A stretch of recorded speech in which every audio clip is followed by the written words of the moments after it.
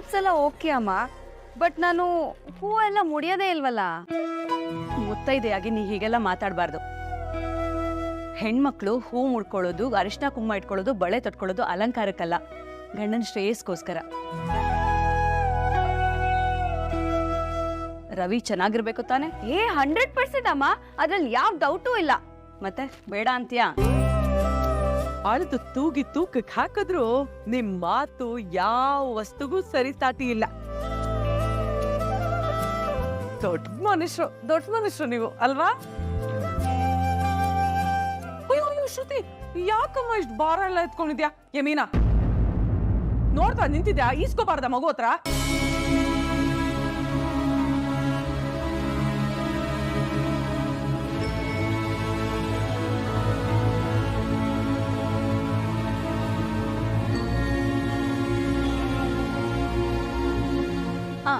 ಮೀನಾ, ಆಮೇಲೆ ಇನ್ನೊಂದು ತಟ್ಟೆ ತಂದ್ಕೊಡುವಮ್ಮ. ಸರಿ ಇಂಟಿ ತರ್ತೀನಿ.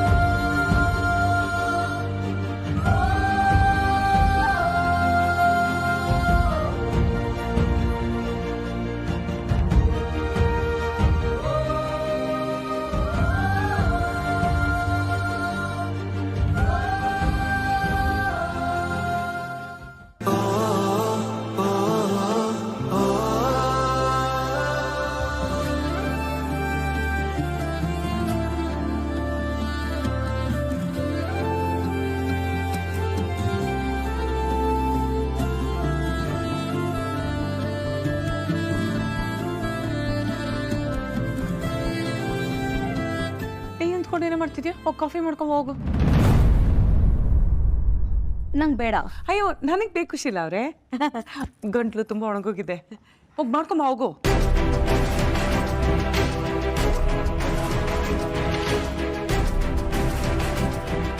ಶಾಂತಿ ಅವರೇ, ಇದೆಲ್ಲ ನಮ್ಮನೇಲಿ ಇರಬಾರ್ದು, ಅದಕ್ಕೆ ತಗೊಂಡ್ ಬಂದಿದ್ದೀನಿ. ಅಯ್ಯೋ ಅಯ್ಯೋ ಅಯ್ಯೋ, ಇಷ್ಟೆಲ್ಲ ಯಾಕೆ? ಇಷ್ಟೆಲ್ಲ ಏನಿಲ್ಲ, ಬರೀ 250 ಗ್ರಾಮ್ ಇದೆ ಅಷ್ಟೇ. 250 ಗ್ರಾಮ್? 1/4 kgನಾ?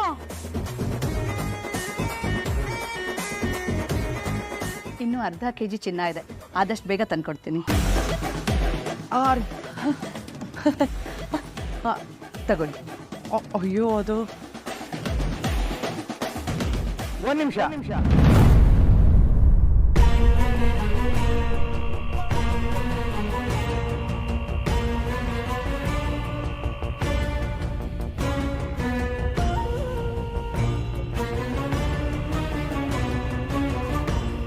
ಕೂತ್ಕೊಳ್ಳಿ.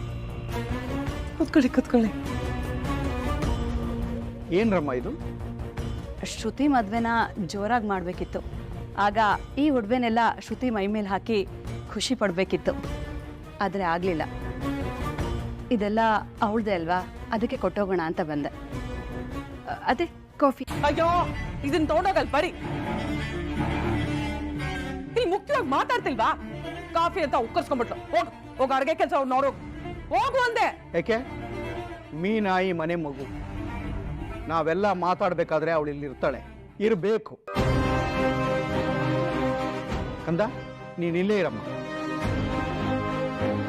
ನೋಡಿ ತಾಯಿ, ನನಗೆ ಭಗವಂತ ಚಿನ್ನ ಕೊಡದೇ ಇರ್ಬೋದು, ಆದರೆ ಚಿನ್ನದಂಥ ಮಕ್ಕಳುಗಳನ್ನ ಕೊಟ್ಟಿದ್ದಾನೆ. ನನಗಷ್ಟು ಸಾಕು. ಅಯ್ಯೋ ಇದೆಲ್ಲ ಅವ್ರ ಮನೆ ಸಂಪ್ರದಾಯ ರೀ. ಅದಕ್ಕೆ ಅದು ಅವ್ರ ಮನೇಲೇ ಇರಲಿ ಅಂತ ಹೇಳ್ತಾ ಇರೋದು.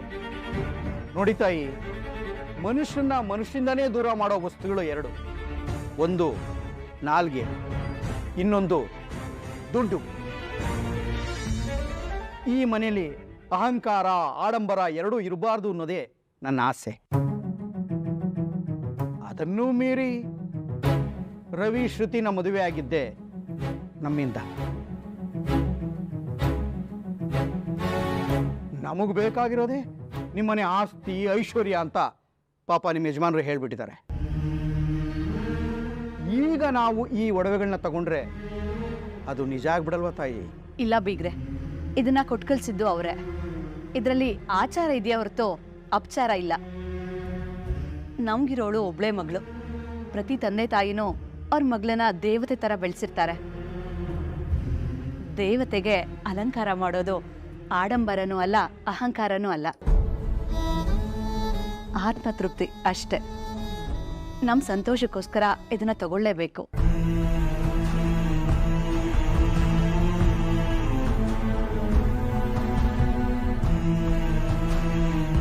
ರೀ ಪಾಪ ಅವ್ರು ಇಷ್ಟೊಂದು ಕೇಳ್ಕೋಬೇಕಾ?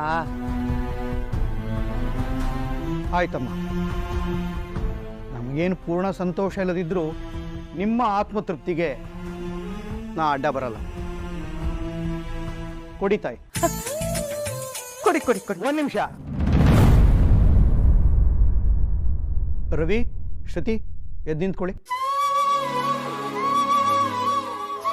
ಅಮ್ಮ, ನೀವು ತಂದಿರೋದು ನಿಮ್ಮ ಮಗಳಿಗೆ ಅಂತ ಅಳಿಯನ ಸಮೇತ ನೀವೇ ಅವ್ರ ಕೈ ಕೊಟ್ಬಿಡಿ ತಾಯಿ.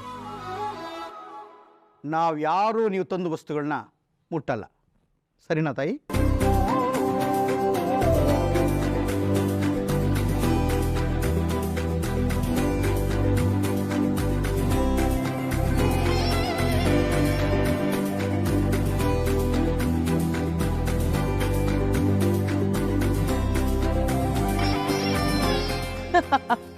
ಎಷ್ಟು ಸಂತೋಷ ಆಗ್ತಿದೆ ಗೊತ್ತಾ ನನಗೆ ಶೀಲಾ ಅವರೇ. ನಿಮ್ ಮೇಲಿದ್ದ ಕೋಪ ತಾಪ ಎಲ್ಲ ಕಮ್ಮಿ ಆಗಿ ಈಗ ನೀವು ನಮ್ಮನೆಯವರೇ ಆಗ್ಬಿಟ್ರಿ ನೋಡಿ. ಇನ್ನು ನಮ್ಮ ರೋಹಿಣಿ ಅಪ್ಪ ಏನಾದ್ರು ಇಲ್ಲಿಗೆ ಬಂದ್ಬಿಟ್ರೆ, ಎಲ್ಲಿರೋದು ಅಂದ್ರೆ ಮಲೇಷ್ಯಾದಲ್ಲಿರೋದು.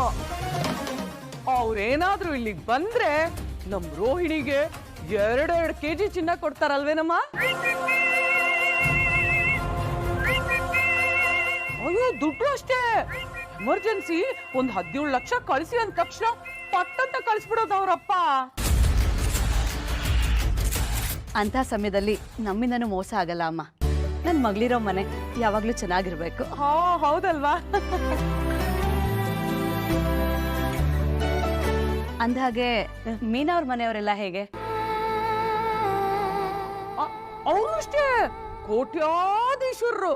ಆದ್ರೆ ಪಾಪ ದಾನ ಧರ್ಮ ಅಂತೆಲ್ಲ ಮಾಡಿ ಬೀದಿಗೆ ಬಂದ್ಬಿಟ್ಟಿದ್ದಾರೆ.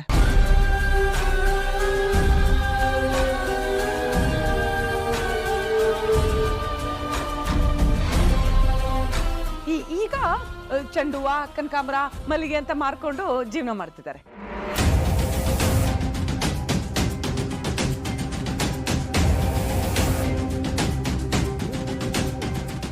ಅಯ್ಯೋ, ಹಾಗಂತ ಅವ್ರ ಅಮ್ಮ ನಮ್ಮನೆಗೆ ಬರ್ಬೇಕಾದ್ರೆ ಬರೀ ಕೈಯಲ್ಲಿ ಬರಲ್ಲ. 2 ಮೂಸಂಬಿ, 1 ಆಪಲು, ಅರ್ಧ ದಾಳಿಂಬ್ರೆ, ಕೊತ್ತೋಗಿರೋ ಹೂವು ಎಲ್ಲ ತಗೊಂಡೇ ಬರ್ತಾರೆ. ಮತ್ತೆ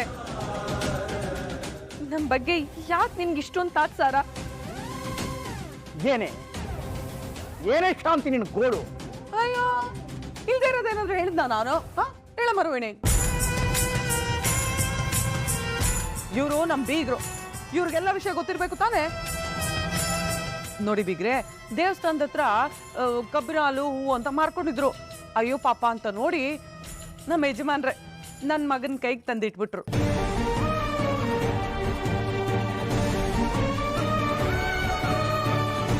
ಅದು ಏನ್ ಗೊತ್ತಾ, ಅವ್ರ ಅಪ್ಪನೇ ಇನ್ನು ಬದುಕಿದ್ರೆ ಅವಳಿಗೆ ಇಷ್ಟೊತ್ತಿಗೆ ಮದುವೆ ಮಾಡಕ್ ಆಗ್ತಿತ್ತು ಇಲ್ವೋ.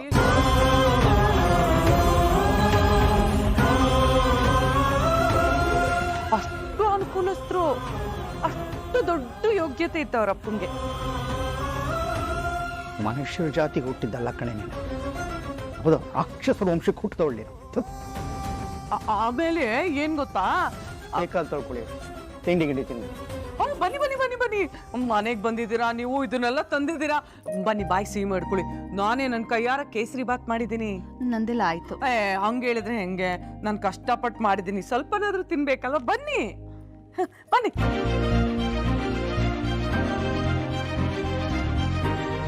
ಶ್ರುತಿ, ಇದನ್ನೆಲ್ಲ ಚೋಪಾನವಾಗಿ ಬೀರೊಳಗಿಟ್ಟು ಲಾಕ್ ಮಾಡ್ಬಿಡು. ಹಾ, ಸರಿ ಅದು. ಮನೋಜ, ರೋಹಿಣಿ, ನೀವು ಬನ್ನಿ ಬನ್ನಿ ಬನ್ನಿ.